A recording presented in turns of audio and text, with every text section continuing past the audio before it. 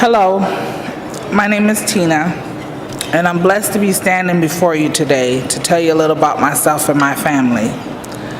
So who am I? I'm a Minnesota native, born to a two-parent home, and might I add that my parents stayed together 49 years until God called her home in July of 2013. I'm the oldest of 4 children and the only girl. There's a 6-year gap between my first brother and myself, and 18 years between my younger 2 brothers. So no wonder I feel like I've been a mother all my life.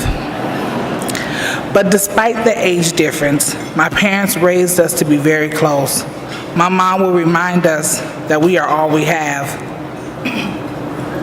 Also to be respectful, hardworking, responsible, own up to our mistakes and don't blame, and that nothing in life was free and we must work for what we want.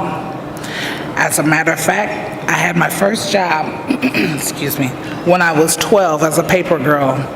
I would get home from school, do my chores, and head to the paper shack to fill my little yellow cart. And I've been working ever since. So with all this love and good upbringing, how did I end up homeless? And needing the help of Urban Homeworks and Build Wealth Minnesota and all the rest of the organizations that partner with them. With all the training my parents could give me, and I know they did their very best, they could not train me for life's unexpected things. In December of 2000, I was living in Alabama with my husband and my oldest 2 sons that I had before we were married, and I was 6 months pregnant with our first child. And I wanted to go home. I looked at my husband and I said, I want to go home. So we came for the holidays and we never went back. Now we could have stayed with family, but I did not want to. So the day after New Year's, I found us a shelter. It was Families Moving Forward. Remember the moving forward part. In a week's time, my husband had a job, and in 30 days, I had found us a place to move. So, my thought on people being homeless was they're just not trying. They don't want anything out of life but a handout.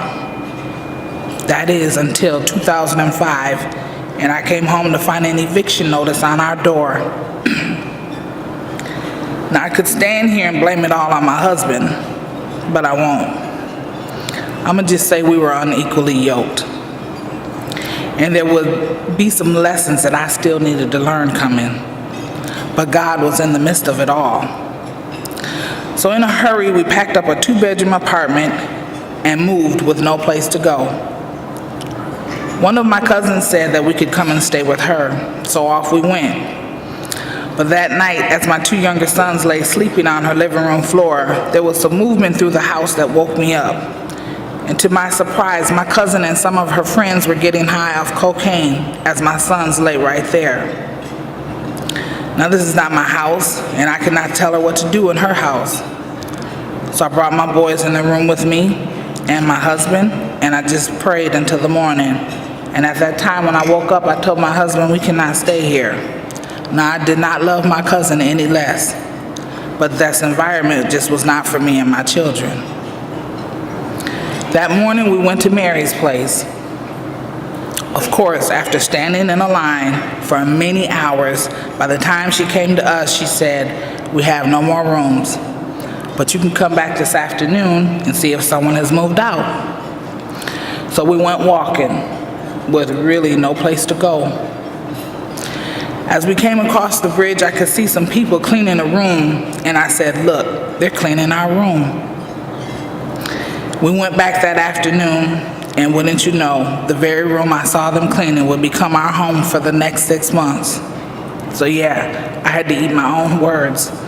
The part about they're not trying, or they just don't want anything out of life but a handout. Now we could have took many places in this 6 months time, but I was scared. You see, Ralph was the only one with a job, and he had shown me by us being in this shelter that he was not good with money. Truth is, I would learn in 2011 when I started taking classes with Mr. McGee at Build Wealth Minnesota, I was not good with money either. I just knew how to pay bills on time. So leaving Mary's place, we were blessed to live at Normandale House.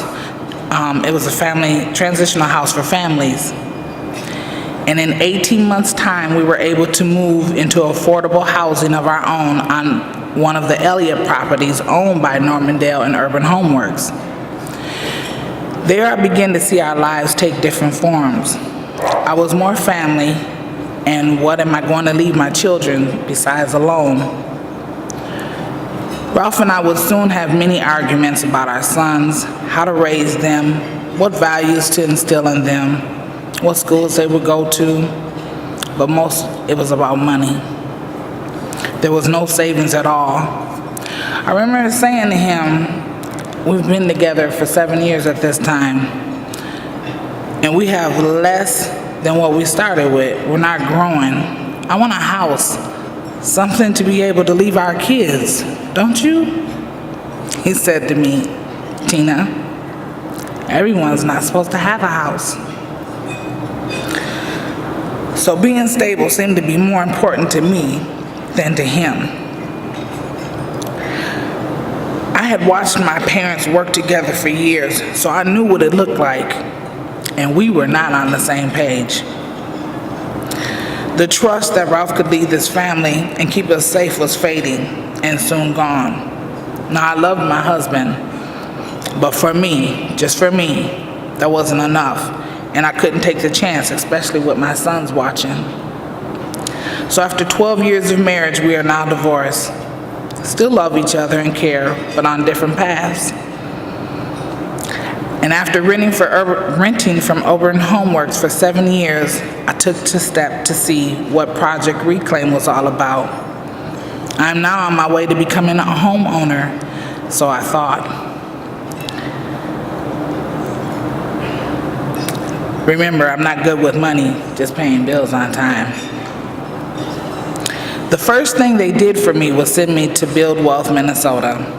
This is a program that Project Reclaim sends you to help you, teach you to learn how to get your credit together and how to be a homeowner, because there really is more to it than just paying your mortgage on time. This was the best thing for me and my sons, and besides the home. The first day, Mr. McGee said he always named each group, and God told him to name our group Moving Forward. And that stayed with me until this day. I was now learning how to budget, how to save, how to get my credit cleaned up, and think of more ways that I could have my money work for me and not me work so hard for it. And everything I learned, I brought home and shared with my sons. I immediately put to work the things I was learning, and within months' time, I was moving into my new home. Me, my sons, my parents, we were one big happy family. But in this first year, 3 life-changing things would happen. 4 months after moving in, unexpected to us, God called my mother home. Now I can give up right now, but I can't. I need to keep moving forward. In 9 months, just hours after talking to Ralph on the telephone, I got a call saying my ex-husband, my friend, my son's father, was also gone home to be with the Lord. I can stop here, throw my hands up, and start sulking in self-pity. Or I can put some tissue in my pocket for the occasional tears that are going to fall and keep moving forward and making lemonade with my lemons.